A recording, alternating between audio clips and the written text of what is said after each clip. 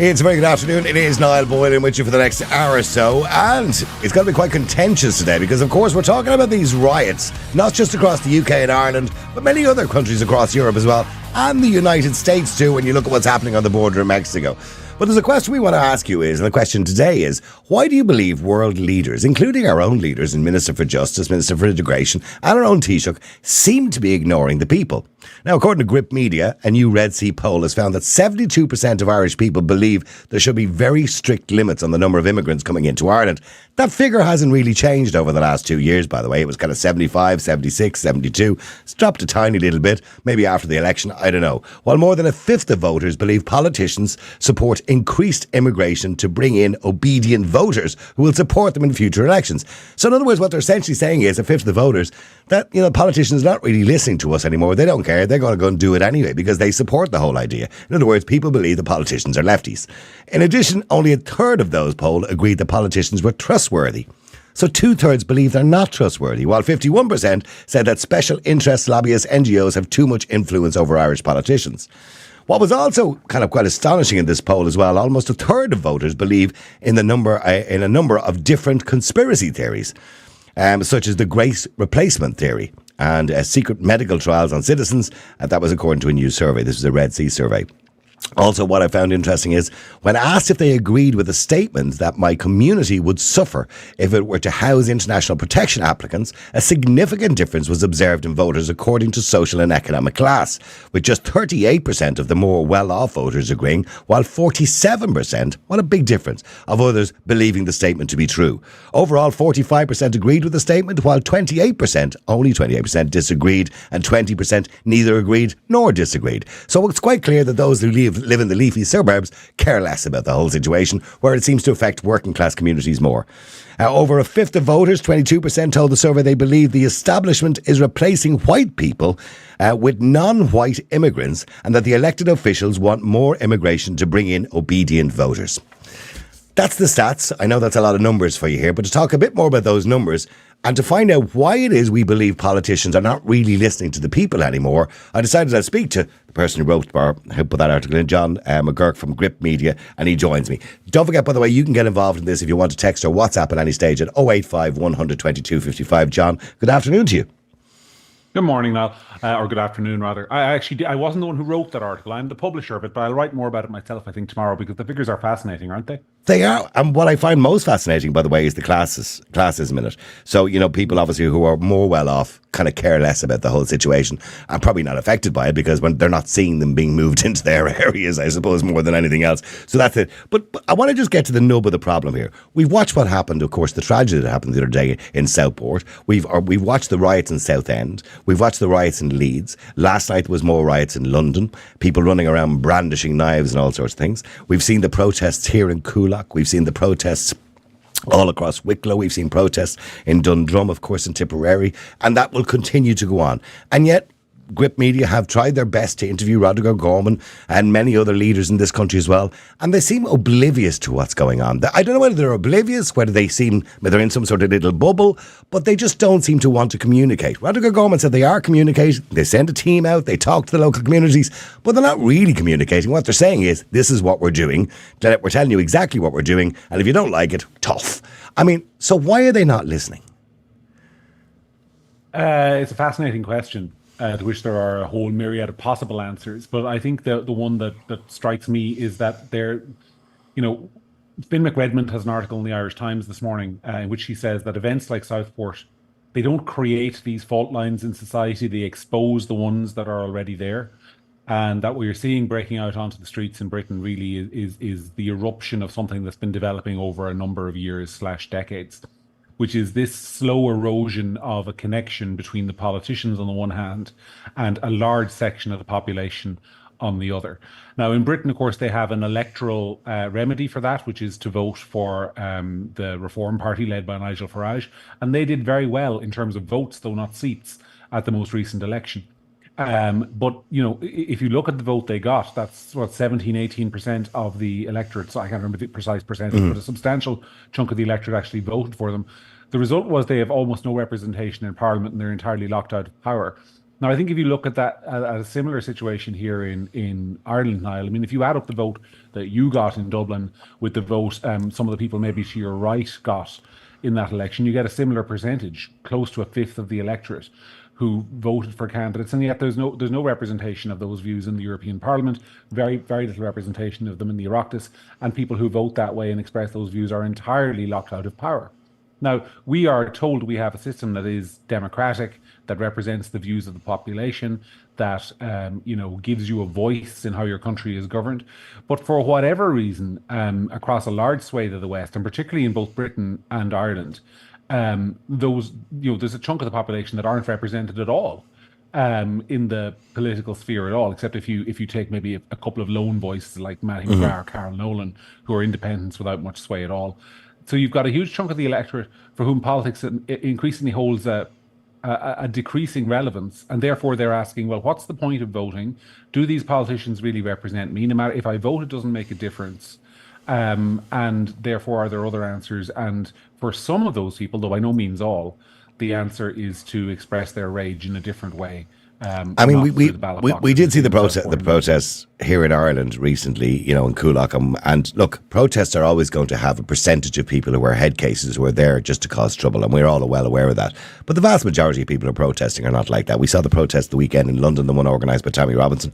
It was probably 100,000 people, maybe. I don't know what the exact numbers were, but it seemed like a lot of people. And I listened to some of the presenters on GB News who had been there at the protest. They went out of their own curiosity, because, of course, they're always going to be labelled bunch of right-wing protests. And they said they were just families. They were just normal British people. Yes, there was one or two people in there, chanting stuff they probably shouldn't be chanting. But in saying that, generally speaking, it was a peaceful day. It was a peaceful protest. They're normal people, yet you get labelled as right-wing. If a previous government, going back 20 years ago, or 30 years ago, the Charlie Haughey's of this world, we know they were corrupt. We know they had their hands in everybody's pocket. We know there was a nod and wink culture. But they still had a fear. And the fear was that if they didn't do the right thing by the people, they wouldn't get re-elected or they'd be chucked out of their job. That fear doesn't exist in politics anymore. Politicians have each other's backs constantly all the time. And we see that with the interviews that Ben does, some great interviews with Grip Media. They have their backs every time. They don't care if the people disagree with what they're doing because there's no repercussions to it for them. Yeah, and the other element of this, which isn't talked about, which is the declining influence of politicians to actually address any of these problems. I mean, I'd love to hear, one of my criticisms of people maybe who are on the right and concerned about this is that the solutions they propose are often very simplistic. We deport everybody, or we close the border. Of course, it's not as simple as that. The reality is, a lot of our politicians have handed over power to make decisions. The difference between Charlie Haughey and Simon Harris is that Charlie Haughey actually had the power to fix problems. Simon Harris doesn't. A lot of this has been conscious. So first of all, you have in Ireland, you have the European Union, which makes loads of these decisions. You and I had a conversation a couple of months ago about the EU Migration Pact and the fact that decisions over the number of people coming into this country are now essentially a European competence and nothing to do with our lot at all on foot of the passage of that. That's the first thing. And secondly, you have the constant handing off of powers within the country to unelected and unaccountable bodies like Comisiún na Meán, for example, which now regulates theoretically both you and I as the media regulator. But they're trying to regulate the likes of this as well. They want to regulate the likes of this as well, which won't be happening, by the way. So we have so politicians have consciously reduced their ability to influence the very policy in the country, and some of and that's a problem that we have now as well, because I often wonder if you elected a government that represents that 20% of the population who think that there is replacement migration going on and the voters are bringing in replacement voters, like what could they actually do? Because you close the borders, there are economic consequences to that will be imposed upon you by Brussels. You start mass deporting people, there are legal consequences. You'll find yourself in front of the European But other countries have done it. Other countries are doing it. You look at Finland and Denmark, of course Hungary. Other countries have decided, we need to get strict because things are out of control. So, that's what Irish people... I think the majority of Irish people are not head cases. They're not, extreme right-wingers. They're not racist. They're not any of those things. I think what they want is a fair immigration policy, because this has been going on for 25 years now, right? When we look at, migration into Ireland. But in real terms, people didn't mind. They didn't mind asylum seekers coming in. Okay, we had a problem with direct provision. It wasn't a perfect solution. It needed to be handled better. But in saying that, there was a steady stream of maybe 4,000 or 5,000 people coming in every year, and people could deal with that. That was fine. But now we have a situation where those numbers have gone up tenfold, and we cannot financially handle that situation. Yeah, I mean, look, what we're really debating an unanswerable question there, which is why are politicians doing this? I mean, unless we were the ability to read their minds, we're not going to know. And all I can do is look at factors that might be influencing it. One of those factors is the increasing polarization of politics and the professionalization of it. To the extent that you now have a class, and if you look at that opinion poll where it shows the gap on, as you mentioned, class and wealth and better off. Well, most politicians come from that better off class. That is just a fact of life. If you're a successful politician, by virtue of your income alone, you're in the better off class. And by and large, to get to that position, you'll generally have had some advantages in life that will have propelled you into that better off class. You'll probably own your own house. You'll probably live in a decent community. You probably won't be as personally affected by the issue that you're seeing.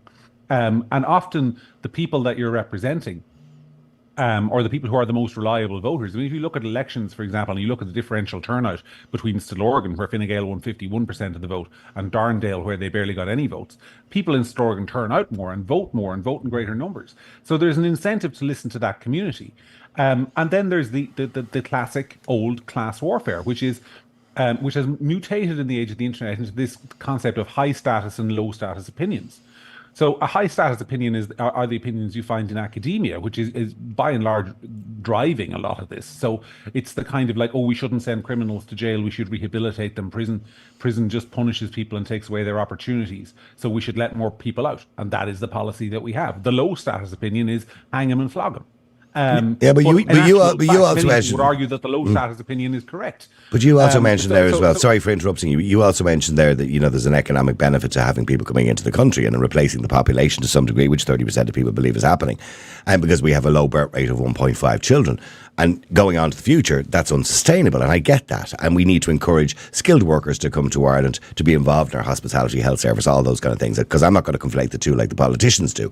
But in saying that, we have seen the evidence from other countries where they've had mass migration from the continent of Africa, for example, and they become social welfare dependent. Over 47%, I think, was the figure, for example, in Sweden, are social welfare dependent. That's not good, because the majority, or a large amount of people who are coming into the country as international protection applicants, are unskilled workers, and they will end up on jobs that they'll never be able to afford a home, and they will be depending on the state to fund them for the rest of their lives. Yeah, and what's more, there'll be resentment. And I think it is notable that the perpetrator in Southport, and we know very little about his motives. We know his background, which is that he's a second generation immigrant. So his parents came here.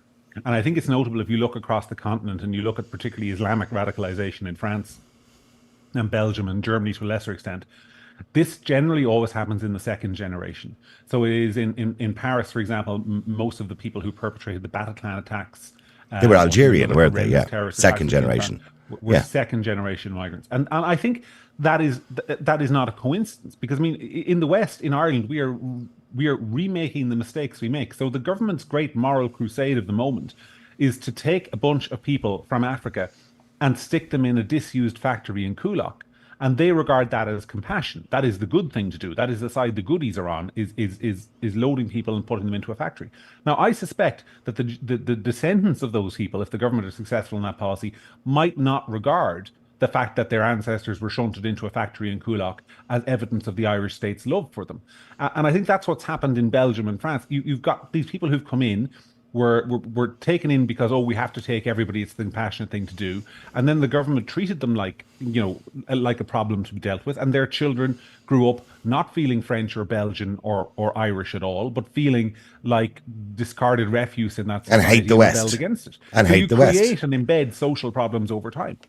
I mean, but it does come back to that age-old question as to whether multiculturalism works. And, there's very little evidence around the world where it does work. Don't get me wrong, you can deal with it, but it does little evidence that it actually works. So when you have a lot of people, and I'm not saying all of the people who come to Ireland, or all of the people who come here as international protection applicants, but many of them who come here hating our culture, hating the West for everything it stands for.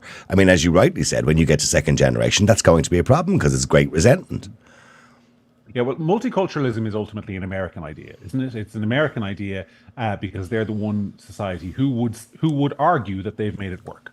Where you go to the west coast of the United States and you see a large number of Asian people who are descendants from Japanese immigrants and so on, and then you've got African Americans, you've got white Americans. But that evolved over But the thing time, is, John. You know what I mean? thing is, no, but Niall, I'm not defending that. I'm Yeah. not defending it because I think it's an American idea that has been exported to the rest of the world where it doesn't work in the rest of the world. First of all, it doesn't always work in America because, as we can see, it didn't work out particularly well for the Native Americans who were there first. Secondly, it's a unique situation because everybody coming into that country is ultimately of migrant heritage. If you're white, you're of migrant heritage in the US. If you're Japanese, you're of migrant heritage. So there's no question of people being displaced, other than the Native Americans. And because of that, there's less potential for that kind of sense of cultural anxiety than there is in a country like Ireland or Sweden, which have been Irish or Swedish for generations culturally and ethnically and all the rest of it. So you're taking in people into a society where they have never been, and the casting the native population, or at least some of them feel this way, in the role of Native Americans. Now, I don't necessarily think that line of argument is as strong as some of the people who believe it is, but it's something that's very deeply felt by people. I mean, they refer, yeah, but they refer to it, and somebody said we had 800 years of perceived oppression, so there's a real echo there of it. But politicians, I think, are so entranced by this idea of American liberalism and American multiculturalism and being more like California, with all the cool stuff they see on their television screens, that they've completely forgotten that doesn't necessarily work in Europe, or indeed in Japan or China or anywhere else. I mean, with a third of the voters believing in some level of what they call conspiracy theories, I don't use the word conspiracy theory because there are different theories, and some of them, by the way, are factually correct if you look at a long-term plan, particularly the CSO release figures. Was it last week, the week before? I think it was covered in Gript in relation to what the population would be like by 2057. I mean, it's quite clear that if we continue down this scenario, based on this particular scenario at the moment of 27,000 people coming in, how many children will they have, etc., and you work it out mathematically, and you don't have to be a genius to work it out, that eventually at some point Indigenous Irish people will be a minority in their own country.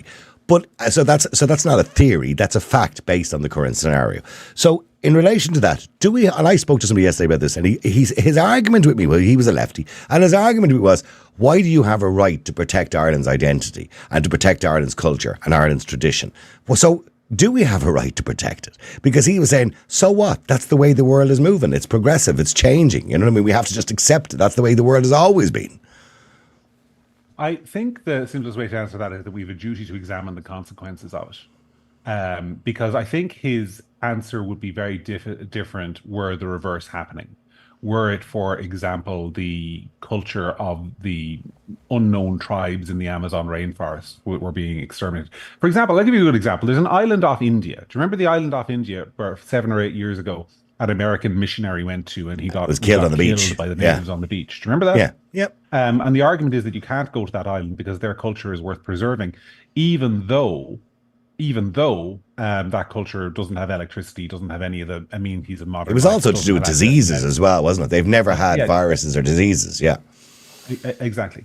If you look at, for example, what the left says about the travelling community in Ireland, where we have to recognise their distinct ethnicity, we have to protect their cultural heritage, all of those things. And you said to him, well, would it matter if the traveller heritage was wiped off the face of the planet in the morning? His answer might be different. Now, I'm not saying Irish heritage is going to be wiped off the face of the planet or anything like that, but you answer that question by going back and looking at what the left's policies in other areas.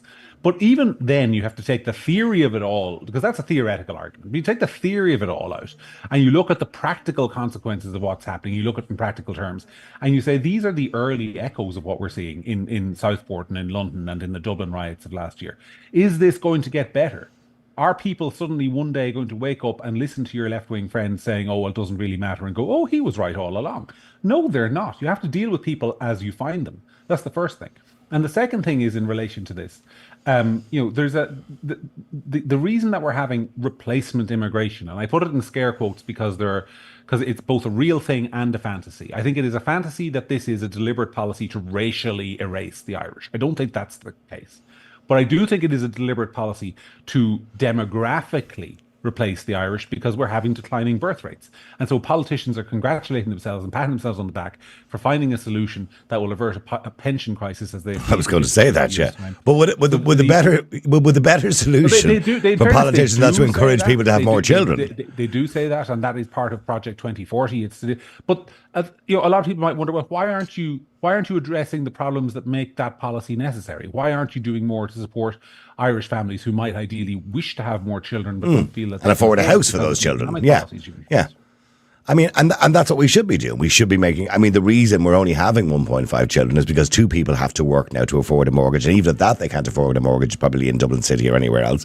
I seen one house advertised yesterday for rent around Griffith Avenue for 8,000, a 3-bedroom semi-detached, 8,000 per month. Somebody's taking the piss along the line here. So in other words, we have to address those problems before we can address the 1.5 children, because I believe young couples would like to have 2 or 3 children if they could actually afford it and manage to do it some way. But they can't do it in a 1-bedroom apartment, and that's the problem we have. They are all the problems that we're having. The other point here, Niall, is that you can't do both at the same time.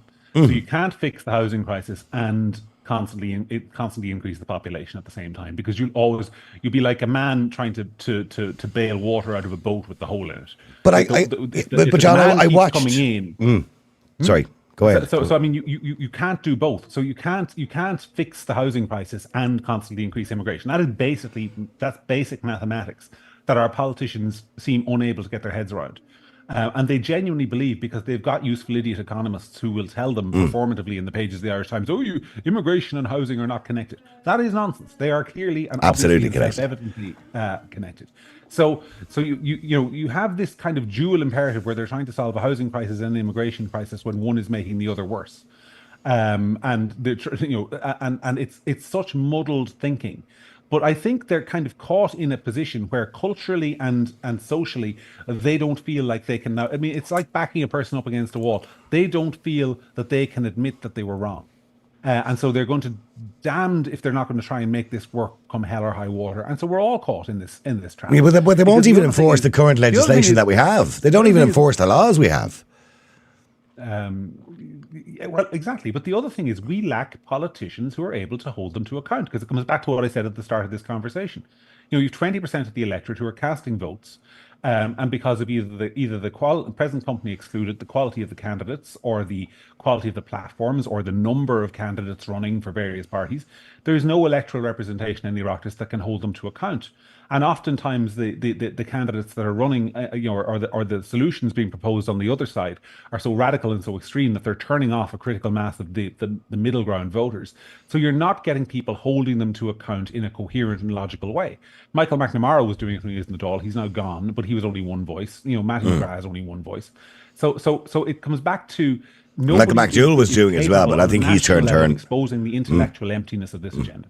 Michael McDowell was doing it as well, but I think he's turned turtle now, to be honest with you, because I think he's looking for votes for the presidential election. Just my guess, because I know he had a go at Donald Trump this morning. You're also going to have a go at Donald Trump today in Grip Media. I know. I'll wait to read it first, John, before I pass any comment whatsoever on it, because I do like your articles. I like reading them objectively sometimes, by the way. And I will invite you back on again, by the way, to talk about that article. And if you didn't mind, I would love to get Michael Walsh on, the author as well, an American political commentator. I'd love to get him on to have a chat with you, maybe, if you didn't mind. Yeah, certainly. Listen, John, it's been very interesting. We won't talk about Trump now, but yeah, I think there is room for debate on that topic. Put it that way. John, listen, I'm looking forward to reading that article as well, and many other great articles in Grip Media. Listen, thank you very much indeed for coming on. John McGurk, Senior Editor with Grip Media. Thank you. Now, thanks. I want to put it out to you now, the calls. Please text or WhatsApp us and let us know why you believe politicians are ignoring us. John has kind of summed it up very well there, that we're in a situation, unfortunately, where we don't have representation. So we have representation on the left. The socialists have all the representation they want and all the ears in government that they want. But the right, or the right-leaning people, or the conservatives, don't have any representation. So let me know what you think. The number, as usual, is 085 122 55. Let me go to Jackie first if I can. Jackie, hi, how are you? Great now, and look, what would we do without the Grip and yourselves? Jeez, we wouldn't be getting any information, any factual information. So fair play to John and gang. It really is confusing, because on one hand you have them trying to reduce the population because of climate change, and then you have this thing, oh, now look at, we need to increase the population. Well, I don't think it's about increase. Well, like? no, well, I mean, you're talking about the overall world population. They talk about we need to decrease that because of climate change, allegedly. I don't buy that argument anyway. But what the government are doing is we're not increasing the world's population. We're just shifting it around a little bit. That's what they'll tell you. So we're moving the people, who are from those places, and the continent of Africa mainly. We're moving them now to Europe. Yeah, but they look, okay. Again, as John was saying, it's gone to the stage that do we actually have control anymore? Does our government, who we elected, have actually any control? Is it the EU that is pulling the strings? Yeah, but when we signed up to the EU, we didn't sign up to lose all of our sovereignty. No. There is exceptions in there, particularly in relation to migration, where we do have a level of control. Now, the EU Migration Pact, unfortunately, did a bit of damage to that. But here's the thing. What's in the EU Migration Pact, actually, is not the worst thing in the world, if we actually implemented it. But that will never happen. Yeah. And we could have been, and the point is, we didn't have to sign up to that. We could have done that without the EU. You know what I mean? We could have easily been deporting people, had reception centres at ports and processed people quickly. And we still can't do it, by the way. We're not going to do it. This is going to continue. And the government have more or less said that. Roderick Gorman has more or less said it. He might as well have just went on the news and said, listen, you can talk all you want. We're not listening to you. And for the continued future, we're going to keep allowing 27 to 30,000 people wander into the country every year. And we don't even care who they are. Because that's exactly what they're doing. Exactly. And what we'll do is we'll engage with the rural communities and we'll sit down and talk to them, but it doesn't matter. You're still going to get them anyway in the story. So it's a dictatorship. But here's the thing. Here's the thing that confuses me. They're intelligent people. Well, I assume they are. Simon Harris, Roger Gorman, Micheál Martin, Helen McEntee. They're intelligent human beings. So surely they can see this is causing a problem in our country with civil unrest. In the UK, serious civil unrest at the moment. Keir Starmer, obviously in control, doesn't seem to care. And so as a leader of a country or a minister, surely you would want the most peaceful 5 years. You would want a 5 years where you've done a good job, the citizens are reasonably happy, they'll never be always perfectly happy, but they're reasonably happy and they'll vote for us again. Surely isn't that the job of a politician? It is, unless that we're missing something here that we're not being told something that they know that we don't know. I don't know whether there's a bigger plan, Jackie. That seems. I don't think they're that intelligent, to be honest with you, that they have a bigger plan. I just think they're going with the flow, and it just seems like, as John mentioned, they're looking at California and they see this as some sort of idealistic place to live. I mean, which it's certainly not. Look at San Francisco; it's a mess. I mean, realistically, I don't. People talk about the Great Replacement Theory, and they talk about the Great Reset, and they talk about the World Economic Forum and Klaus Schwab and all this kind of stuff. But I don't believe Irish politicians are that intelligent that they're involved in some sort of cabal or some sort of agreement or some sort of underhanded. I think they're obviously May Fainers and they're selfish and looking after themselves for a big job in Europe at the end of all this. But I don't think they're that clever. Well, yeah, the jury's out in a sense because, as I say, maybe there is some part of that, the jigsaw here, that we're missing and that we're not told. Because it actually doesn't, because there are good people up there, and you know that, and I know that, and they're all singing off the same hymn sheet, like here with the opposition and all. They're all saying the same thing. They're putting it different, but they're saying the same thing. I mean, look, I understand politicians are concerned about the future and there's no money for the pensions because the Irish population are getting older, we're not having enough kids. But the answer to that is firstly encourage us to have more children by making life more affordable and housing more affordable and jobs better paid, etc., etc. The second way of doing that is reaching out to the world, to all the wonderful, skilled people around the world. We welcome you. And we can do that through the proper visa system. If you've got a skill, you can add to our economy. You can come over here, you must have a job. But what we're doing is importing people who are going to be a burden on the state for the rest of their lives, most likely. Yeah, and we seem to, where there are countries here that have done this. Holland has done it. Other countries have done this going back over the last 30 years. And there is a history there and there's knowledge there, but yet they don't seem to go and say, okay, let's go and have a look at other countries and see then how this kind of a policy works. And they just jump in, and it's the same with the HSE. It's the same with so many things in Ireland. We make huge mistakes, and yet it's out there. It's been done before. None of this is new. It has been done before, and it's ongoing over whatever 30 years or 40 years. But yet there's nothing. There's no lessons learned. But I mentioned it, John.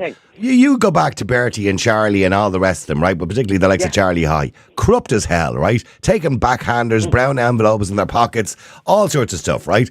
But the one difference was they had a fear of being caught. So, because they knew if they were caught, they wouldn't get re-elected and they'd most likely get chucked out, right? There'd be a vote of no confidence and they'd be chucked out, they'd be fired, right? Our own politicians have no fear. Because no matter what decision they make and how bad that decision might be and the ramifications of that decision, or the fact that they look clueless sometimes, you know, when we looked at the Minister for Social Protection the other day, Heather Humphreys, had no clue about her own figures, right? It ended up on BBC News or something like that in relation to the amount of people that are being overpaid who come into this country. When they have no clue in their own departments, Hannah McEntee in the middle of the Oireachtas has no clue how many people are being deported. They've no idea what they're actually doing, and yet they still remain in jobs. I've just mind-blowing. And people still go out and vote for the same thing over and over. So who's at fault? Is it that we are all at fault here? Well, I know I wouldn't be voting that direction, but like it's still, when you look at the local elections and then the European elections, I was shocked. I couldn't believe it. No, neither could I. Still, stay there for a second. Speaking of voting, by the way, let me go to Suzanne, because Suzanne and Madeline, her friend, have started a new campaign now to get people, I suppose, in more working class areas that have a lower turnout for voting, to get them registered and get them voting. Suzanne, hi, how are you? Hi, Niall. Good morning, and thanks for having me on the show. No, I'm listening to everything, and I've taken notes here, but just some things before I want to say that. You know, Niall, that we were on your campaign, and the shocking thing is, like, I'm not going to add stuff that you've already said, but 50% of people didn't vote in the local and European elections. That statistic is shocking to me. It's shocking because, as you said, people feel there's no point in voting because the same crowd will get in. I think the government know that 50% of the vote will go to them because they get the Fianna Fáil, Fine Gael vote. And as for the spoiled votes, when I did adjudication over at the RDS, the thousands of spoiled votes where people just genuinely didn't know. I saw the pile on the table. I saw massive piles on the table. There was 4 or 5 tables, Suzanne, with people adjudicating around them, of piles of spoiled votes. And that's people who didn't put, you know, they put X's instead of 1, 2, 3 or whatever it was, or they put number 1 beside each person. You know, we need more information, education around voting, and we need to get people registered. And that's what myself and Madeline are doing. We're not politicians. We're not aligned to any party or people or anything. We took that action based on the fact that 50% of people don't vote. We're starting it locally. We're going to run it out nationally. But it's just to get people to register to vote, to help them. And when they get their vote, they then have an option. If somebody pops up in their local community, they can vote. The second part of that campaign will be doing ballot training. We're going to be running Zoom calls and all kinds of stuff locally. And it's gathering moss now, and people are literally jumping on board. So we were up in Coolock, says no site, on Tuesday, and the response was amazing. We were up in Northside. People are a little bit hesitant when you approach them, and they're saying they think you're from the government. And and the minute you say to people, we're saying we're just trying to get you to vote, because if you don't register to vote, you don't have a voice. Yeah, nothing is going to change. Okay. And the government is one. But now, can I just add 2 things? Just 2 things I want to add. Of all the things, I'm not going to reiterate, people can't afford to have kids anymore. Even as far back as when I had kids, people can't afford to have kids. They can't afford childcare. They can't afford mortgages. They can't afford to do much in life without, you know, literally pinned to the wall. So, you know, that's my first point. The government, like, I don't believe they're intelligent. I just think they're arrogant. I think they just swan along and get away with it as long as they can. You've Roger gone this morning, some news piece this morning, telling people Dundrum and Coolock will go ahead despite the protests. That's not on, Niall. That's just not on. Ireland have the most aggressive plantation of migrants in the whole of Europe. I don't know whether you're aware of that fact. We have the most aggressive. Planning laws have been, you know, swept under the carpet and have been overtaken. We have the most aggressive plantation. And I'm just going to add one thing. I saw an email from a young girl living in Dundrum that went, I'm not going to say where it went, but I saw the email, 21, suffering at the moment from huge mental health issues and anxiety at the thoughts of these men being planted in her little town. It makes me really cry. Apart from everything, people are living, like they talk about the riots, people are living with anxiety and mental health issues, worried about what's going to happen to the communities when these people come in. There's nothing about that printed in the media. And then they see people going loopers at protests or being antagonised. We forget about mental health and all this. I'm anxious. I don't want this to happen to our country. I want to be able to go up to my parks and walk around and feel safe. And the second thing is, Niall, it's not all working class areas. Santry is not a working class area unless you go to the park in Santry and it's, you know, it's quite full of economic migrants walking around in the park. But the other thing, Niall, just lastly, people in this country need to wake up. People living in their leafy houses with their two cars and their 2 holidays a year. But look at the Red C poll, and they asked the question, right? And this was the statement. Do you agree with the statement? My community will suffer if it were to house international protection applicants. That was the statement. A significant difference was observed in voters according to the social and economic class, with only 38% in more well-off voters agreeing, while 47% of those in lower class areas disagree or agreed. So what I'm saying is, it's clearly a class thing here. So in other words, if you're happy out and living in Dalkey or living in Blackrock or living in Fairhouse or whatever it is with your fancy 4-bedroom house and your leafy suburb, you don't really care too much because it doesn't affect you that much. But if you're living in Coolock or you're living in Ballyfermot or Darndale or whatever it happens to be, you're affected more by these things because these things tend to be where they put people. I know. But now it will affect them eventually. People are going to wake up in 6-12 months and go, what the hell happened? It is going to affect everybody because the government cannot sustain the level of spending, $1 million a day housing economic migrants. It's eating into everybody's tax. And if people I think it's a lot. It's a lot more than $1 million a day, by the way, Suzanne. A lot more. It was $4 billion in 1 year. $4 billion in 1 year. Mm-hmm. But now, can I just throw out there to everybody, if you see Madeline and I, if you see Madeline and I on Twitter or wherever, we're doing this to wake people up. Our aim is to get everybody to register to vote, so at least they have choices when the election comes along. Okay. There's no excuse then when we see the statistics. So the message is, get out, register to vote. If you need help doing that, reach out to us. We can help you. We can walk you through it. Thanks, Niall. No problem at all. I'm going to put a little video together with Suzanne and Madeline, and I do support both of them, by the way, in no matter who you want to vote for. I'm not telling you who you should and shouldn't vote for, obviously, but no matter who you want to vote for, you have to register to vote. Otherwise, it's pointless. Don't be shouting from the gallery and not doing anything about it. And I will be supporting Madeline and Suzanne in that mission to get people in the next election to vote. Let me go to Joe. Joe, hi, how are you? Not too bad, Niall. Good afternoon. How are you? Good. Joe, I mean, why do you think politicians are not listening? Not just in Ireland. You can see it in Britain as well. You know, you've got Keir Starmer ignoring riots and ignoring people. And by the way, we should ignore riots to some degree. Nobody should be rioting. But ignoring peaceful protest and ignoring the people in general. Why are they ignoring them? Well, Niall, I think you and me, we have the same beliefs. I think there's a problem around the world nowadays. Politicians are just a bunch of snobs. They're arrogant, upper-class, lefty snobs. They have this agenda that they want to bring every Tom, Dick and Harry into each country, and they're looking down their noses on the ordinary people. They don't care about the ordinary people. And while this kind of policy continues to go on, Niall, you're going to have this open-door policy of illegal migration left, right and centre. And that is the problem, Niall. They just don't care. They're arrogant.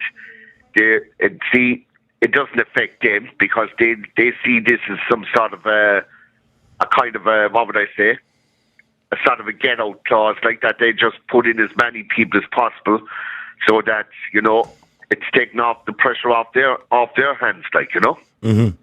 And, I mean, but surely they'd want to keep their jobs because you'd imagine, you know, if I make a bad decision, I'm not going to get a job for another 5 years and get re-elected.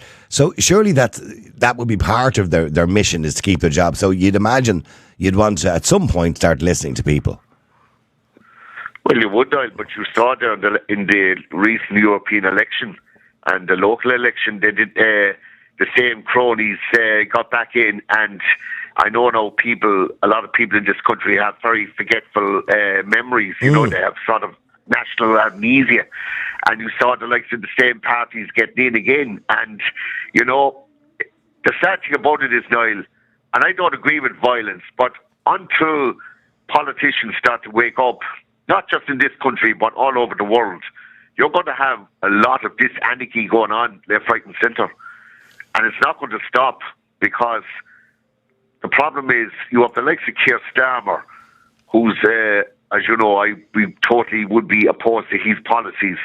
He was on there yesterday and he says that, you know, the full rigours of the law will apply to the people involved in the riots the other night. And look, that's okay.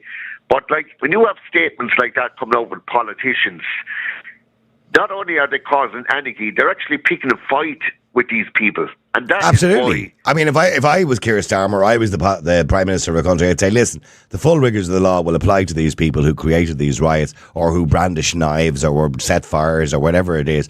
But in saying that, we have a problem that we must deal with as a government. And the problem is that many people are not happy with some of the decisions that have been around migration. We need to communicate more with communities, and we need to sort this problem out, and we need to protect our borders. That's what I'd be saying, but unfortunately they're not saying that, Joe. Listen, Joe, thank you very much indeed. Just breaking news coming in, by the way. A 17-year-old boy who was charged with the murders of 3 girls in the knife attack at the Taylor Swift team dance in Southport has been named as Axel Rudakabana. He appeared at a hearing at Liverpool Crown Court on Thursday, where the recorder of the Liverpool Judge Andrew McInerney, KC, made the ruling. The teenager could previously not be named because of his age, but would have lost his anonymity when he turns 18 next Wednesday. So the idea, by the way, that they were referring to this all week in the papers, the 17-year-old child. He's 18 on Wednesday, so the judge has now said he can be legally named, and his name, this animal's name, is Axel Rudakabana. That's his name, for those who know. So the name that was going around, there was a name going around the internet. He's got it wrong, lads. That wasn't the right name, clearly, because that's his name, unless it was some sort of pseudonym that he uses or something like that. Anyway, he has been charged in Liverpool court. He's 18 next Wednesday. He's 17 years of age, and he's an absolute scumbag. And I'm sure he will go down in history as such. And hopefully, the full law or the full rigours of justice will go down upon this guy. But it does ask a bigger question. And the bigger question is, we're not used to seeing crimes like that happening. We're not used to seeing terror like that happening. And they by the way, they said, we're not classing it as a terrorist incident. Of course it's terrorist. If somebody goes into a building with a knife to aimlessly kill random people because of a culture or because of some sort of ideology or because of some sort of extremism or radicalisation, clearly it's a terror incident. It's terrorising, isn't it? That's the definition of the word, terrorising. Let me go to Tony. Tony, hi, how are you? Good afternoon, Niall. How are you? Good. Well? I'm good, Tony. Tony, well, I'm delighted. Niall, I'm delighted to see they've named this guy now. Right. Yeah. Yeah. Well, what difference does that make, Niall? There's 3 little children dead. Yeah. What difference does his name make? Doesn't make any difference at all. Honestly, it doesn't make any difference at all. It makes no difference what his name is. Like it was what he perpetrated last week on poor innocent children. Well, at least he'll be charged as an adult, not a minor. Good, yeah, but good. Like, and that's okay. But I'd like to get on. You made a comment there, just like about our government, that they aren't that intelligent for to be able to put this together. No, that's not. No. What I said was they're intelligent people, but I said I don't believe they're in cahoots. I don't believe there's a. Right. You know what I mean? When I hear people talking about the World Economic Forum or, you know, the EU, although the EU has great the World control. Economic Forum, I don't think has that much to do with it. What I'm saying, I don't think there's a room somewhere in the world where there's 5 people planning it all.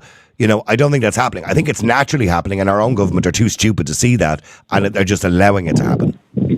Yeah, no. But our government here, our so-called government, are just following orders, I think. They're getting the orders from the EU, and they are stupid enough to follow them. Now, the only way I think that works out, as you said, O'Gorman and people like him is not going to be elected. No, but they're probably on a massive promise of the EU. Look, you're going to be well looked after if you implement this. in your own country are going to be a pariah that's not going to be able to walk down the street. But we'll look after you. And that's what we're up against. I don't think Roderick O'Gorman will be able to walk the streets of Ireland in 2 years. Well, I know a lot of people are not happy about him. And by the way, I don't make it personal against people or whatever. There should be no personal threats against people's safety. I completely am against that. If you disagree with a person's policy, we have democracy. Well, we should have democracy where you vote them out of a job. Yeah, but no, we haven't got democracy with Roderick O'Gorman because he's being constantly told the people don't want this, the people don't want this. And he is goading the people. His arrogance is just off the scale. That he can stand and go, I don't care what you want. I'm going to do this because this is my pet project. And I've been instructed by the EU that this has to be implemented in this country. And I'm going to do it because I'm going to be looked after. And I'm going to be out of here, so it doesn't really make any sense. Well, I don't know he's going to be out of here. But look, in relation to what you're saying, you are correct. The new Red C poll found that 72% of Irish people believe there should be strict limits on the number of migrants coming into Ireland. But that doesn't seem to be happening. There is no limits. Anybody can wander in here now. Niall, he doesn't care if it's 90%. But hang on. But he's not the only one responsible. The ultimately the person responsible is Simon Harris. Niall, he sent out them. No. You're missing the point. Ultimately, the person responsible is the Taoiseach of the country. He's the one who makes the pulls the strings. He's useless. Come on. Well, I agree he's useless, but I'm just saying you can't pin all the blame on O'Gorman because if we believed, or if the government believed, or if Simon Harris believed O'Gorman was doing a bad job as the leader of the Green Party, which he is now, we could easily have a vote, or Sinn Féin could call for a vote of no confidence. Hold on. Why aren't Sinn Féin calling for a vote of no confidence in him? Why? Right. All right. Simon Harris, he's looking for to move house now because he feels under threat. Why? Because 10 people went and demonstrated outside his house. Come on, Niall. You know what I mean? Well, hang on. To be fair, Tony, I don't agree, and I've said it twice already, I don't agree with threats against them. Now, there have been threats against Simon Harris. There have been threats against Roderick O'Gorman, and I don't agree with that. Internet. No. People outside his house. I don't agree with it, Tony. I don't agree with people outside or threatening Simon Harris's house. His wife and kids live there. I don't agree with that. Right, okay, and the people down the country, down in Tipperary, they're getting 300 migrants into Absolutely, their area. and that's despicable. No, Tony, I agree, and I understand that's a despicable policy and decision, but I don't agree with going up to politicians' doors. We don't need to go down that route. That's not a route we should go down. He's able to live in peace if he's putting other people in terror. Like I just said, that young girl, her nerves is gone in that town. Okay. She's suffering with her man. Why should he have a life of peace and everyone else have a life of misery and terror? Well then it's important that Irish people voice that. But the problem is, Tony, for some reason, we have become this very passive nation who do very little and sit in our holes and give out all day. Yeah, but then when people are doing something, but just like going and demonstrating, there was no one laid a hand on him. There was no one put a brick through his window. There was no one doing anything. They just stood outside his house with a banner. Now he has to move house. Probably funded again by the government. I'm talking about when people voice their views by mass protest, peaceful protest, by the way.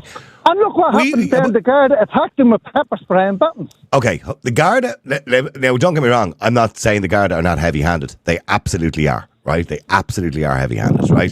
But there are always, the problem is, when you have a protest, and we've seen that in Coolock and other places, there are always going to be a small amount of individuals who are there to cause trouble. Right. You accept it. I'll agree and that's unfortunate for the peaceful protesters because it turns the whole thing into a bleeding riot. Now, we have had protests in the past, Tony, in this country, mass national protests, and they've been very constructive and very successful. But we don't seem to do that anymore, Tony. So if 72% of the population think the government are getting this wrong, where are they? Why aren't they out on O'Connell Street? Why isn't there 100,000, like there was the weekend in England, why isn't there 100,000 people walking down O'Connell Street peacefully? Why? I can't answer that because I've been to the protest, so I can't answer why. Maybe they're just lazy. Maybe, as you said, they're gone off that had a few points, watch Sky Sports, watch the game. Because they're not awake, Niall. Now, and the other thing, right? If 72% of people believe the government are letting in too many people, and I was the one during the European elections who said we needed limited numbers, we need to have a fair immigration policy, why didn't they all vote? That's how you got so much good support. I did, but why didn't I get more? Unfortunately, it wasn't enough. again. And I'm not being a sore loser. I'm just asking, if that's the case, why didn't I get more? You know what I mean? Right, now, what happens like when democracy fails is, what brought for peace? Yeah. Like, what was the one single thing that brought them to the peace? See, here's the thing. I got 8.5% of the vote in first preference, right? It goes up to 12.5% or 13% when you go to second preference and third preference, right? Votes. So that's 8.5% of the population of Dublin thought that I had the right idea. But that 8.5%, almost 10%, is not represented in government. No, because they don't want any they don't want any discerning voice there at all. They don't want yours, they don't want mine, they don't want any discerning voice.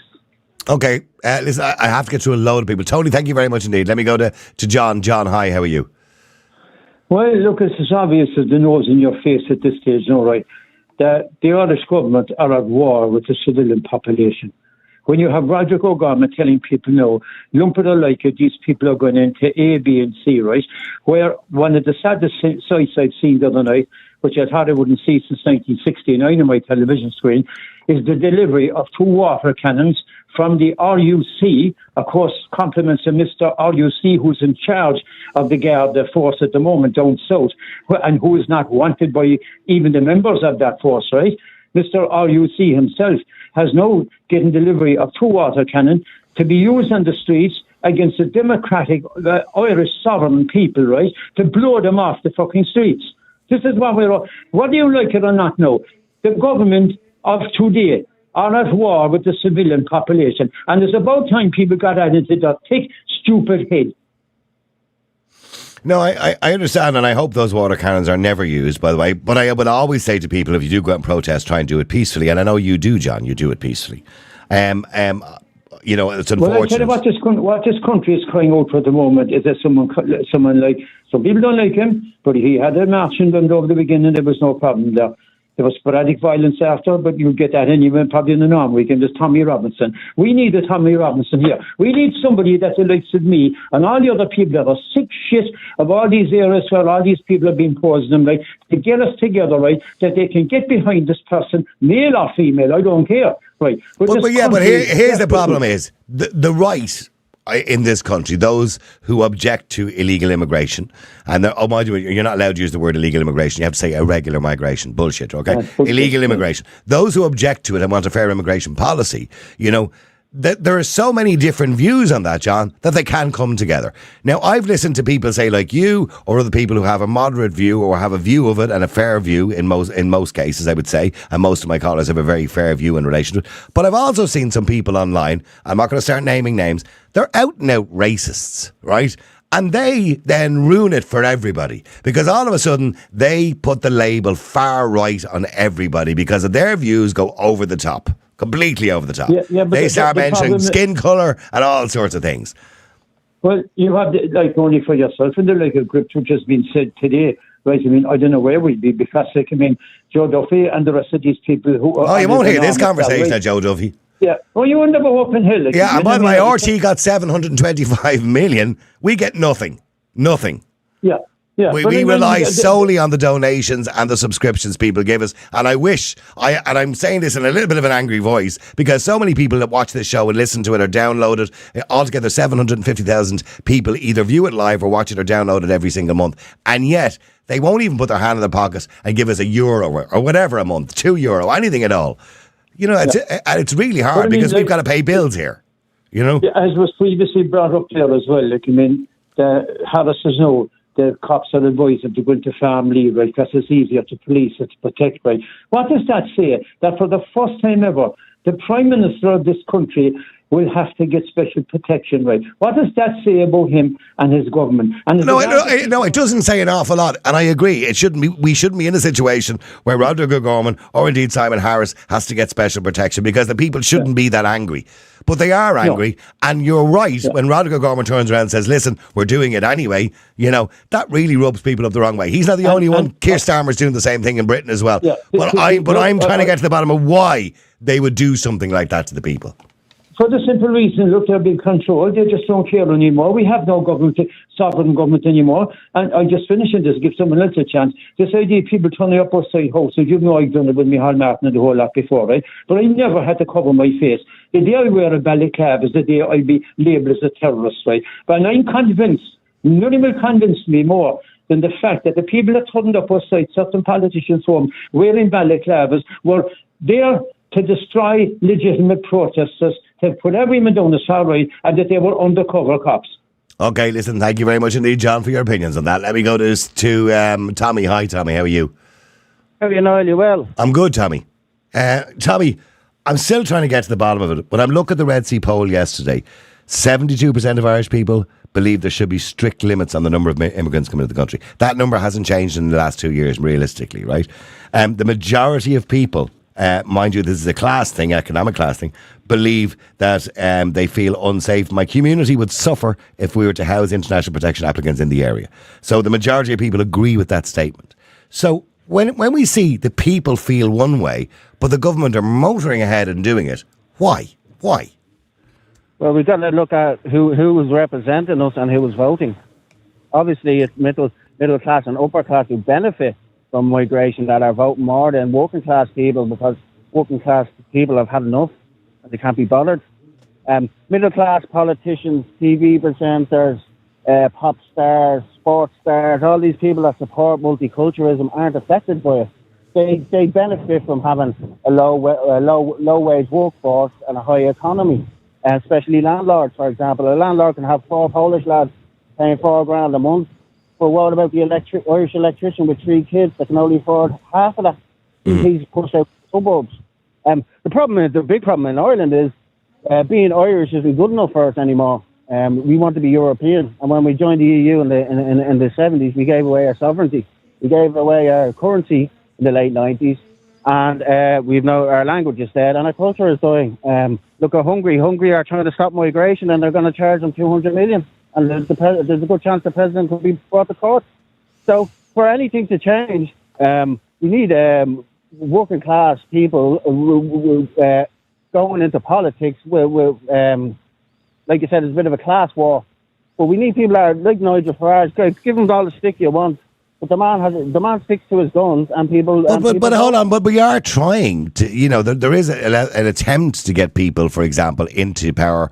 I ran for election, for example, and other people have ran for the local elections and will probably run in the general elections. Other people, not me, but other people run the general elections. So there is an attempt to get people into power who would be right-leaning or conservative, but they're not getting voted in because the working class and those people who are really affected by this, that 48% of people who are affected by this, they're not voting. They're either not bothering or they're not registered. I don't know. It takes time, though. It takes time. Like I said, it's after taking us since the Celtic Tiger to get ourselves into this. It's going to take a long time to get out of it. Like I said. Look, I'm reading this. Sorry, there's breaking news just coming in here now, right? Yeah, It's just literally just coming in here now, right? And I got to read this. This is really because it's relevant to what we're talking about. The High Court has ruled that the state is in breach of human rights law by failing to house over 3,000 people who've sought international protection in Ireland since last year. The court made the ruling following a case taken by the Irish Human Rights and Equality Commission, another NGO, against the state last year. The case heard of 3 days in May when the commission sought a declaration by the court that the state is failing to adequately provide asylum seekers with shelter, food, access, basic hygiene facilities on top of a weekly allowance. The IHREC had argued that the state was in breach of the EU's Charter on Fundamental Rights. I mean, I could read on. But essentially what that means is, if we don't give them somewhere to live when they come here, illegally or legally, it doesn't matter, we're in breach of their rights. I mean, fuck our rights. We're in breach of their rights and they'll sue us. Under whose law? Because we're part of the EU. Well, it's time to go then, or we need to stand up to the EU. We have this underdog mentality with the EU. The EU is our daddy. We're not happy. We're not strong enough to be just Ireland. We have to be part of the EU. So we need a politician like Nigel Farage to stand up to the EU. And I don't want some sort of state where we keep it all to ourselves. I mean, I think diversity is wonderful. I love people coming here to the proper process, to the visa process, working in our hospitals, or integrating into our society. I think it's great. But I don't want to see is a continuation of what we're doing at the moment, which is a free-for-all, which puts us all in danger. Okay, can we start turning people away? No. So we have until we stand up to the EU, we're not going to be able to sort. We're not going to come up. We just signed an immigration pact, did we not? An asylum pact just recently. So we need to stand up to the EU. We need a politician that's willing to stand up and put up Irish people. And like, if you want to integrate into this society, we're letting people into the country that hate our way of living. They hate Irish people. They hate freedom of speech. They hate gay communities. They hate anyone that has a different religion than they do. They hate consumerism. They hate democracy, and most of all, they hate freedom of speech. Until we start getting Islamic politicians and foreign TV presenters that aren't Irish, these politicians won't care until their jobs are affected. Okay, listen, thank you for that, Tommy. I have loads of people to get to. I do apologise. Carl, hi, how are you? Good afternoon, Niall. How are you? Good. Stephen, I'll be with you in a second, and Morris too. Sorry, go ahead, Carl. Yeah, look, I just think in regards to what's happening right now, it does seem to be some sort of directive from the EU. It's happening right across Europe, and you can see riots happen all over Europe as well. You know, crimes happen as well. I believe our politicians are corrupt. Like, they're getting bribed, they're being extorted, or they're just spineless about saying because they're afraid of being called racist or losing their jobs. They're only thinking of themselves, their careers, and their political aspirations. You know, what this comes down to now, right, even before immigration, we did not have the resources, the infrastructure, or the services to accommodate the mass influx of people that are coming into the country. I mean, we had a housing crisis, we had a housing crisis, a healthcare crisis, a homeless crisis, education, law and order, and this is all before immigration. You know, so everyone knows immigrants didn't cause the housing crisis, which is something Breed Smith and Mick Barry keep banging on about. But a mass influx of people when resources are already at a critical point is clearly going to have a negative or a domino effect on all services. Yeah, well, that doesn't take a rocket scientist to work that one out, yeah. Of course, and the government now has gone rogue, along with the media, to push the narrative on racism, to shut people up and to keep them quiet. It's not working anymore. You know, with Twitter, with Elon Musk taking over Twitter now, people are able to voice their opinions. You know, and you can see the government's getting desperate now and trying to direct. But the problem with Twitter is, you know, as much as I know, you know, you do see a lot of misinformation. Well, there is a lot of misinformation, but apart from that, you know, Twitter's a little. I mean, we think we have power on Twitter sometimes, and we do sometimes because something gets attention in the press because it's seen on Twitter. But in itself, Twitter is a little bit of an echo chamber, because what happens is, you've got it's actually quite a small amount of people, percentage of the population that are actually on Twitter. So it's the same people over and over again. It's the same. Maybe in Ireland there's 5 million people. I'm not too sure how many people are on Twitter. Someone will check it out for me. Maybe 50,000 or 100,000. So it's the same people over and over again. You know what I mean? So it is a little bit of an echo chamber of extreme left and extreme right fighting with each other. So that, unfortunately, it doesn't have a huge amount of power. No, and then RTE getting 750 million after that scandal last year. It's an absolute disgrace. So they can keep pushing the narrative of far right. I sent you a few clips the other day there, Noel. What happened in Dublin, the riot, which was lawless, and no one come down with that. Okay, in Germany a couple of months ago, where that Afghan migrant went on a stabbing spree at an anti-Islam rally, who ended up killing a police officer, far right rally. And even in Britain there the other day, after in Southport, far right agitators. It just seems to be the narrative right across Europe, you know. And one thing I want to say, Ben Scanlon said it perfectly on GB News the other day. He said the government are elected by the people to manage the country. They do not own the country, the people do. And their job is to serve at the will of the people for what is best for its citizens and the country. That's it. Okay, but hang on, stay there for a second, Karen. Let me just go to Stephen. Stephen, hi, how are you? Niall, how are you? Stephen, you know, we can talk about the far right all you want, and it's easy to label people. But what's going on both in Ireland and the United Kingdom at the moment, leaving aside the scumbag rioters who deserve to go to jail, by the way, anybody who's running around with a knife in their hand or, you know, firing missiles at the police, whatever, deserves to go to jail, right? That's, you know, you can't have public disorder like that. But peaceful protest, the idea that, again, the Red Sea poll is making it very clear how the Irish people feel, and yet Roderick O'Gorman on the radio again this morning and talking to Grip Media yesterday more or less said, doesn't care, I don't care, it's happening anyway. We're going to keep doing it. You know what I mean? Well, to a certain extent, we have to be doing something with all of the people that are coming. You know, we can't up the drawbridge and, you know, block everybody at the ports. It just isn't possible. Stephen, it is possible to do something. Like, there was a video up yesterday by Gavin Pepper, or the day before, right, where he just happened to be beside the iPass Centre when a taxi arrived from Belfast with a load of people in it in their suitcases, straight to the iPass centre. He went over to the taxi driver. He said, "Sorry, sir, can I ask you where you've just come from?" He said, "Belfast Airport." A load of people, straight into the iPass centre. Presumably on the order of the iPass people. Yeah, that they'd be brought down. But those people should be returned to where they came from. They came into Belfast Airport. So they didn't fly in from Nigeria or Pakistan or whatever. They came in from probably Heathrow or Gatwick or Birmingham Airport. Yeah, but setting aside that there aren't that many direct flights from a lot of these countries that people are coming from. But not into Belfast Airport, that's for sure. And not into Dublin. But at the same point, these people that are coming in, possibly are genuine asylum seekers, and if they are, that's possibly why they were brought down. I don't know. I actually only heard a little bit about the survey. I thought it was something to do with the CSO, but apparently it must be a Red Sea survey. It's Red Sea, 72%. Because 72%. People were saying, but if you drill into those numbers, people are fine with people coming to this country that are going to work and work in the critical services that we need and all of these other kinds of things. Some of these people don't have the opportunity to, in inverted commas, legally come here. But when you see, and John McGurk made a point earlier on, we don't have representation in government in this country that represents the view of, say, me or Carl, who's been on the air a few minutes ago, who wants a fair immigration policy, right? Nobody in Parliament that you feel aligns with your belief? No, nobody of any. There's no power. And when you see, for example, even in the European elections, and I use me as an example, I got 8.5% first preference votes. By the time we got into second and third preference votes, I was up to whatever 13 or 14%, right? So we'll take it 10%. We'll just say 10%. So that's 10% of people who thought I had a fair point to make, right? There were others, of course, who were maybe a little bit more right than I am. They got 2 or 3% or whatever they got, right? So, but 10% of the people are not represented in the Dáil. They're just not. And realistically, there are other politicians within Fine Gael and Fianna Fáil and possibly Sinn Féin who agree with me, but they toe the party line. Well, there is a whole other problem of it, all right.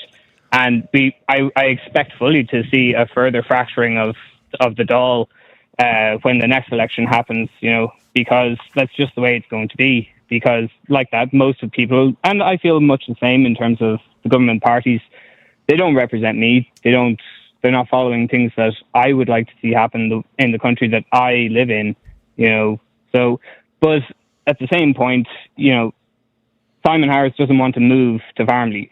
His family are living wherever the hell they were living. I can't remember where. Yeah, no, that's unacceptable. But the police force who are tasked with protecting him are saying that this is the thing to do. And he may move, he may not. We'll wait and see. Okay, but the other thing, Stephen, is that over a third of voters believe in some form of a conspiracy theory, of a great replacement theory. Leave the word conspiracy out of it. In other words, 30% of voters are worried that Irish people are being replaced, our population. You can't ignore that 30%. You can't turn around and say they're all idiots. You know what I mean? That's 30% of the population. That's a third, 1 in 3 people. You can't ignore that, but the government are ignoring it. It's a slightly terrifying statistic, all right, and it does require that, that education and information is passed out to explain who people are, where they're coming from, why we're doing it, what we're doing. But it's factually correct. But it's factually correct because the CSO only put out figures 2 weeks ago in relation to Ireland's population in 2057 based on the current scenario, where it suggests that the Irish people won't have huge representation in their own country. I mean, indigenous Irish. Indigenous Irish, right? Okay. Right, but define huge. Well, currently at the moment, as far as Europe is concerned, we're per head of population. We're taking in the most amount of people seeking international protection. So, at this moment in time. Okay, and if you do the maths... Possibly because a lot of them have to move from Germany and France and Spain and Portugal and Italy because they're not allowed to stay there. Or they feel like they can't stay there because the state won't provide any services. But do we have a right? Starting over in this country. I asked John earlier on the question. Do you believe we have a right as Irish people to protect our culture, our heritage, our traditions, our identity? Do we have a right to protect that? Or do we have to accept the progressive view that the world is just changing? It's not a binary situation. Well, it is, isn't it? We've had this conversation. It's not. If it is, then the argument's already lost, and we might as well put on a blue and yellow coat and hang up our green, white, and orange one. Put away our shillelaghs and our fiddles and our Irish dancing and everything else, and just say fuck it, full Europe now. That's not going to happen, because the majority of the people hold their Irishness the same way as they hold their faith, and that's just the way it is. It may not be something that they do every day, and I happen to have a green hoodie on, but I'm not walking up and down the streets waving a flag 24 hours a day, 7 days a week, and banging a bar on. Like this whole notion. I'd love people who say that in much the same way as they feel like they can't say anything and yet happen to be saying anything and everything that they want to say. That we're losing our Irishness. Define Irishness. What do you feel like is missing? Okay. And then more so, what are you going to do to preserve said Irishness? Carl, are we? Aside from let me ask Carl. Brown skinned and Muslim. Carl, are we losing our Irishness? I don't know. But you can see those figures in the Red Sea poll that you were quoting there, Niall, that we will be nearly less of a minority in our own country. Well, no, that was that was in the CSO 2 weeks ago. I think Grip printed those figures from the CSO 2 weeks ago. Yeah, I know. Yeah. But look, when you come into a country, you go to other people's country, you want to experience their culture, their heritage, learn about their history. That's very important. I think that's what makes a country very original. You know what I mean? That's why we go and experience that. It's great celebrating other people's cultures, but you do have your own identity. You do have your own, your culture that you want to celebrate, and that's why people that's why I travel anyway. I think that's what we do have to hold on to that. Look, Michael O'Leary said not so long ago on News Talk that this all was a scam. Okay, there's no one in this country that doesn't want to give a helping hand. We are very tolerant and we're very welcoming, but we've been getting fleeced for years now. Okay, we can't have people coming in with no identification. They weren't able to get here without any identification on them. Michael O'Leary said it himself. I think he's the right man to kind of give that, to say that. You know what I mean? He owns airlines. He knows that people ain't getting on his flights without any passports or anything like that. And it is a threat to security. We wouldn't board a plane without going through security ourselves. It's not safe. You know what I mean? We've gone through the crash in this country, the USC, the property tax, the toll bridge, the children's hospital, and let's not forget, all the scandals, the smear scandals and all that as well, none of them have been held to account. And now people are actually standing up for what's happened because they're seeing the demographics of their communities change. And now it's your far right and racist, and have you no compassion? Where's the compassion for the children that are left waiting for scoliosis treatments? Where's the compassion for people on hospital beds that are dying? Where's the compassion for people in their homes that are dying as well, and we don't have the services for them? They talk about moral and legal obligations. They have moral and legal obligations to the Irish people first and foremost when they take their oath when they go into office. Okay, stay there for a second, and please stay with me, Stephen. Let me go to Morris too. He's been waiting ages. Morris, hi, how are you? No, how are you doing? Yeah, I was listening to you earlier on talking to John McGurk, and I was surprised that guy asked you, your friend, when you were debating with him, what do you mean? What do you mean defend Ireland? Jesus, we were nearly conquered. We were nearly taken over by a nation beside us, and we just stood up and said, no, we're Irish and we're going to stay Irish. And that mentality is part of who we are. We won't be ruled by king or Kaiser. That's in our history. I explained that I was talking to a lefty mate of mine yesterday, and his argument with me was, well, he mentioned this kind of poll of 30% of people believe that we're being replaced, right? And I was saying, it is a genuine concern. I said, because it's based on statistical facts, right? Forget about the conspiracy theories, the IMF and all that kind of stuff. I said, it's real. And he said, well, sure, what's the problem? And he says, is that not just progression? He says, we don't have a right to hold on to our identity. And I said, well, I think we do. And we do, of course we do. I don't know where he's coming with that argument. We don't have a right. That's the reason why I'm an Irishman and you're an Irishman, and he is as well. Let me just say, if he wants to have the Irish people become second-class citizens in their own country, if he doesn't want to live here, get out.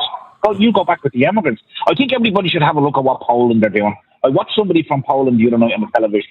He said, we haven't had one stabbing, we haven't had one shooting, we haven't had one rape, or we haven't had one robbery. And he says, do you know why? Because we're not letting illegal people into our country. You're talking about Hungary.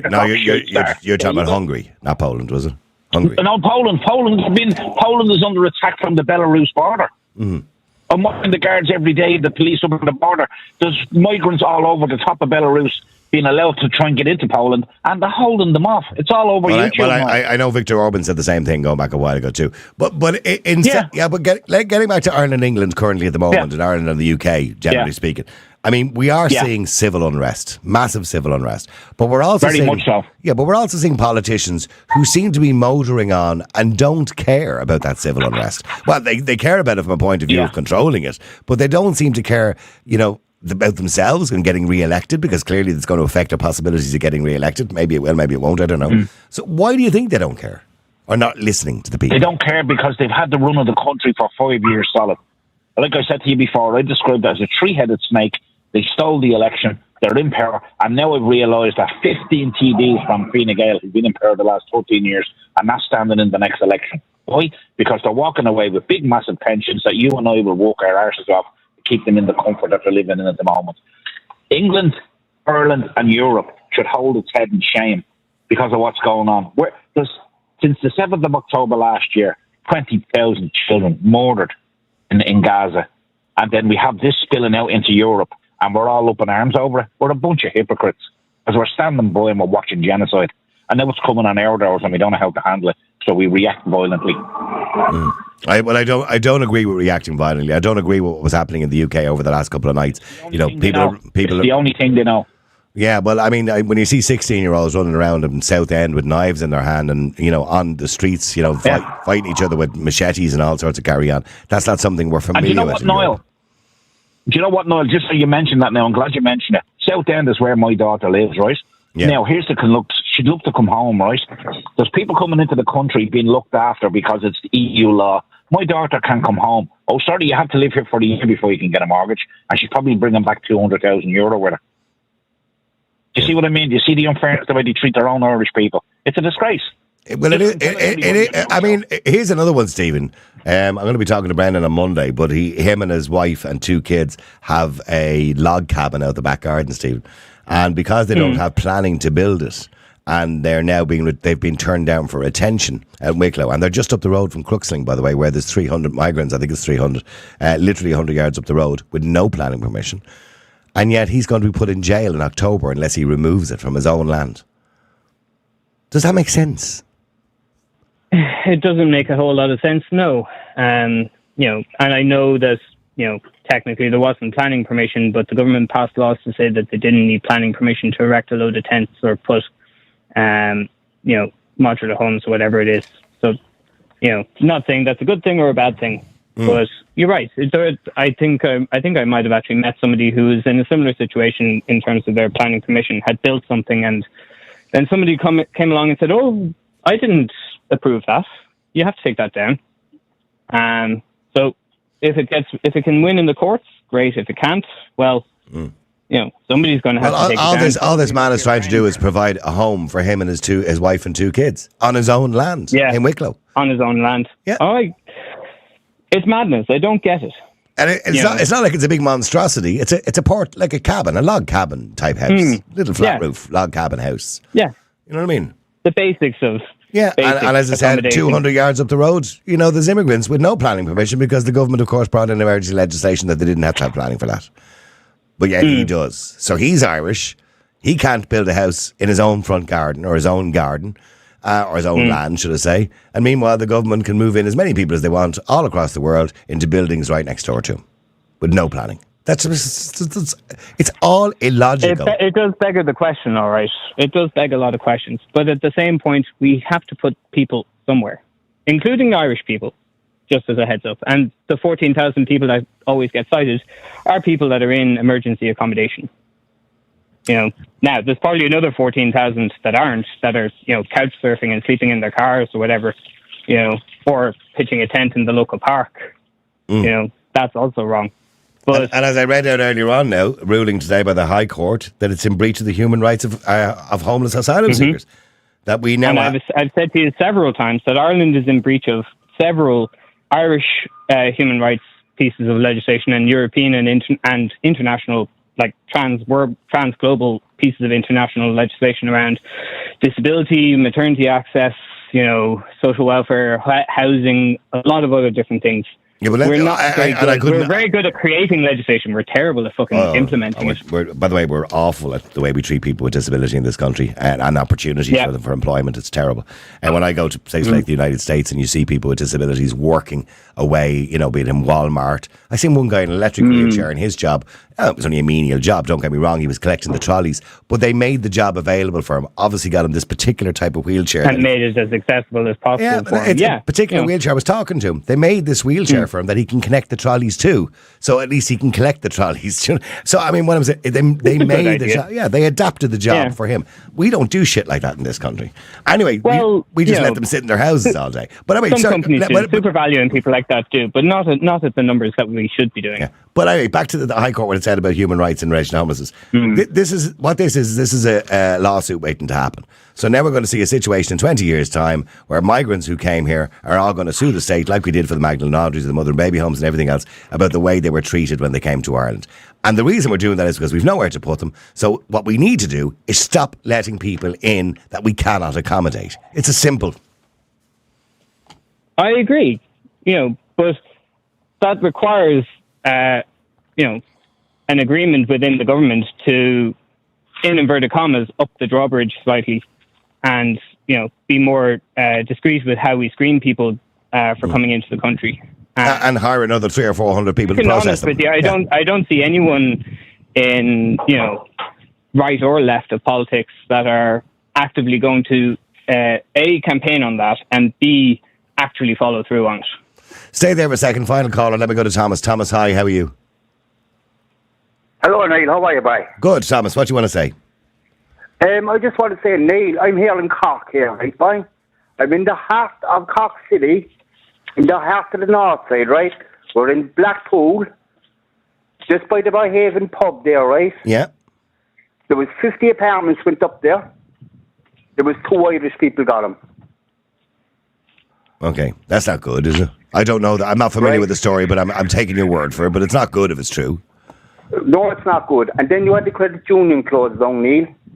There's a load of immigrants in there as well, all illegal now, mind you, Neil. Yeah, well, we don't know if they're all illegal, but they're living in the credit union building.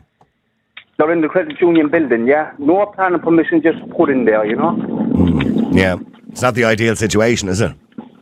No, it's not the ideal situation, Neil. But you know what's happening now, Neil, in this city? There is kind of nobody standing up, Neil. Then you have there in Shandon Street there, you have Thomas School out of Sinn Féin down in Shandon Street. You try getting an appointment with them, you won't get an appointment, Neil. If you're Irish, and that's a fucking fact. Sorry for the language, Neil. That's a fact, Neil. But what is happening in this country is getting rightly out of hand. They're after bringing people out of their shells. Like, I have grandchildren there, Neil, right?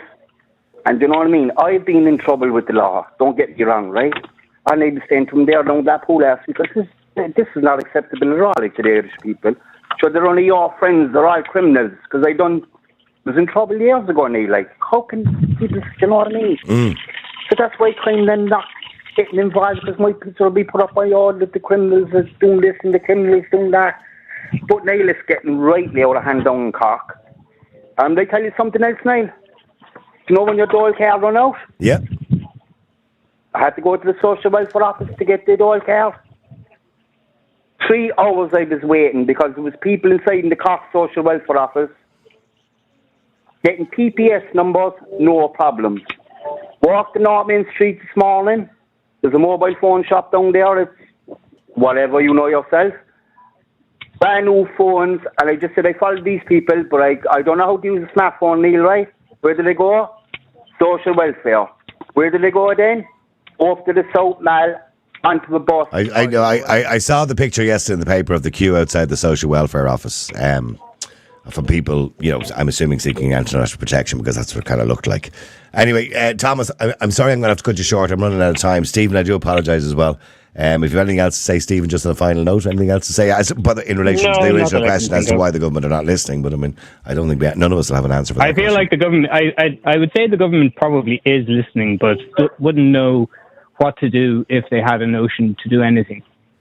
Okay, it's a good point. Thank you, Stephen. Thank you, Thomas. Thank you to everybody involved in the show today, and obviously John McGurk as well. Because they're bought and they hate us, says Keelan. It is simple and straightforward as that. Mike Savage says, why? Because they think they're the rulers, not the representatives. It's a good point, isn't it? Power's gone to their head, in other words. James says, also touch on the selective outrage and two-tier policy policing. Riots in Leeds received no police response and no media criticism.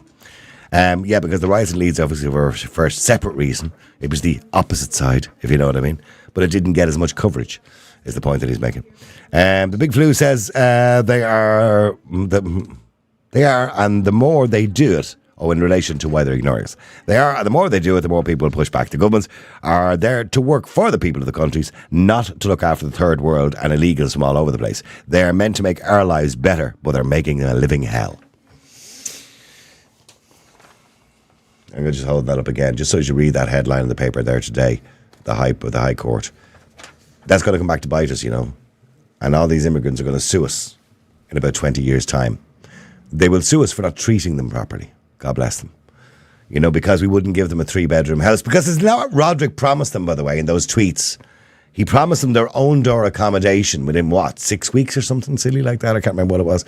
That's what he promised them in those tweets, didn't he? Going back a couple of years ago when him and Helen McEntee put out those tweets to half the world in different languages. Come to Ireland.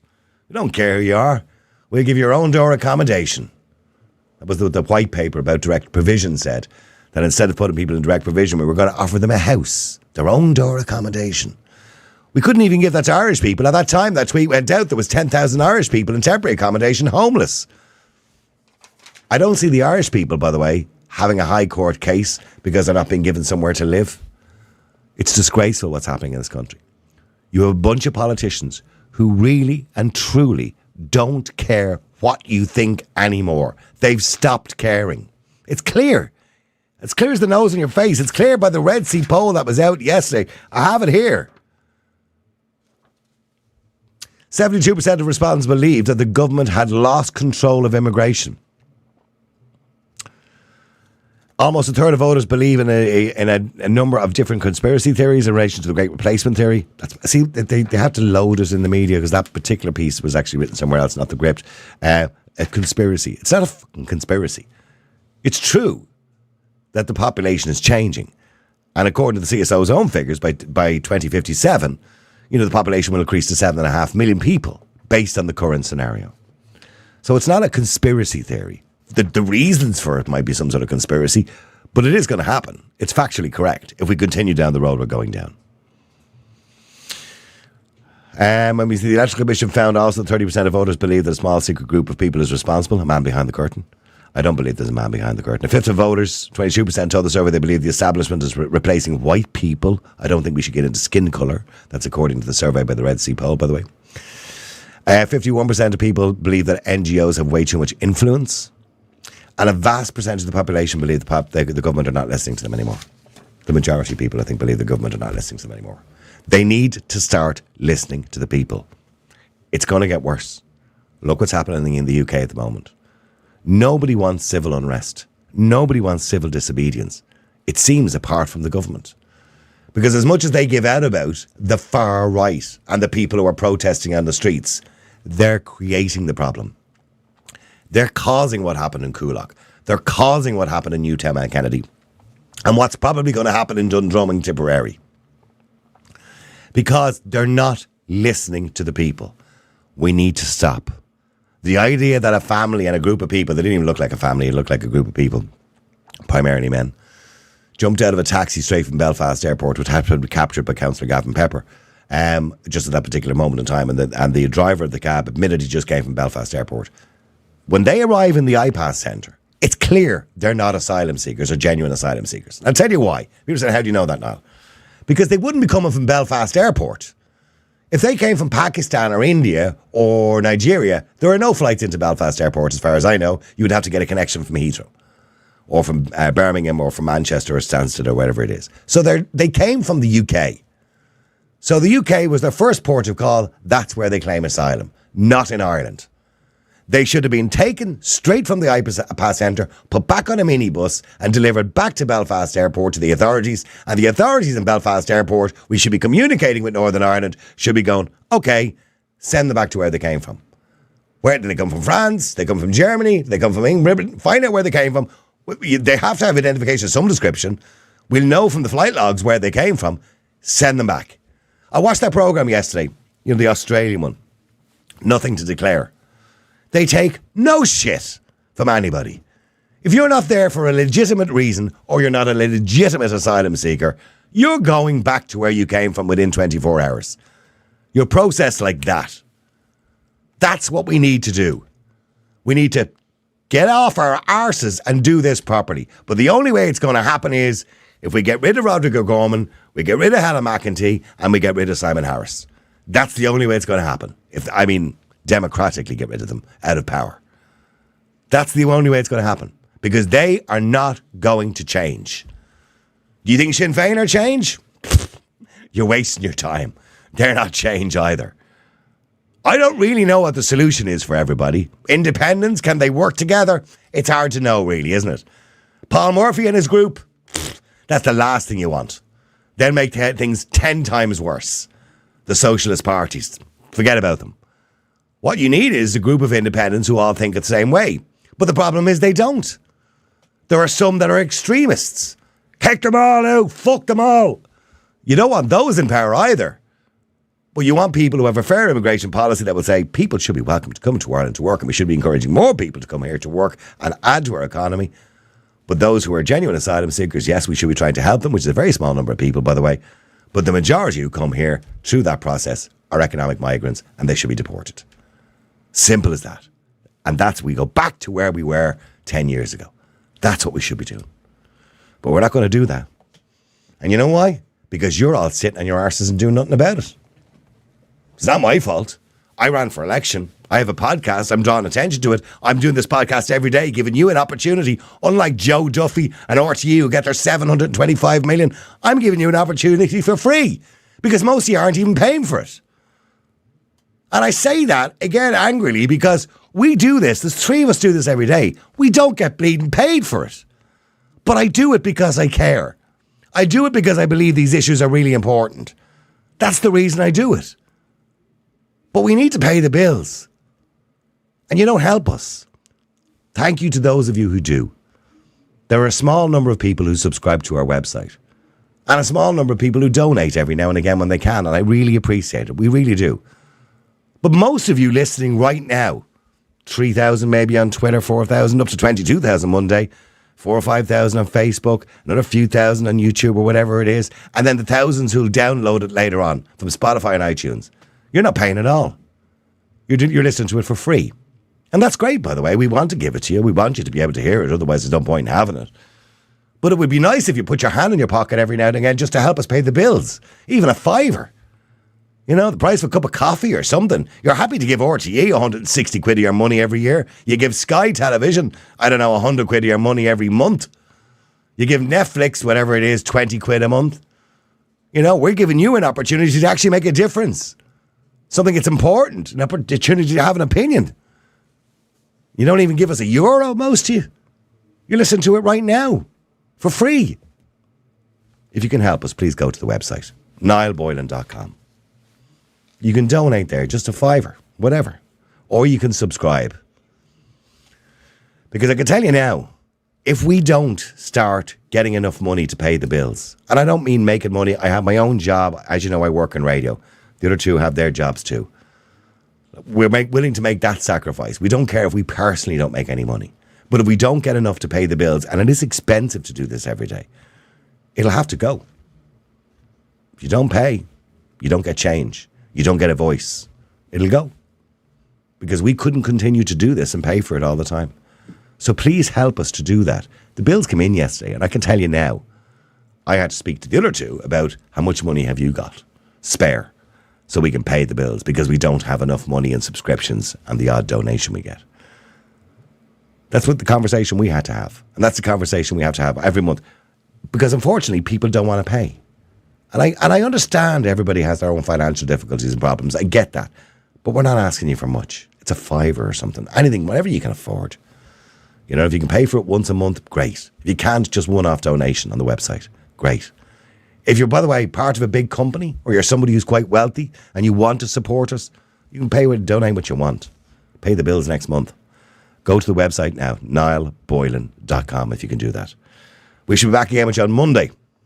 There's a lot to talk about, including that male boxer, that lad. The fight was ended, by the way. The female boxer in the Olympics went into tears because the Olympics, of course, let men, biological men, fight against women. That's a topic I'm sure is going to be coming up over the weekend. Keep an eye on my Twitter account and go to our website, niallboylan.com. Please donate, please subscribe. We shall talk to you again on Monday at 12 o'clock. Until then, have a great day. The multi-award-winning Niall Boylan Podcast. Listen live on Facebook, YouTube, and all the usual live stream services. To get in touch, just WhatsApp or text 085 100 2255. The Niall Boylan Podcast. They told me to shut up. Available for download from all your usual platforms.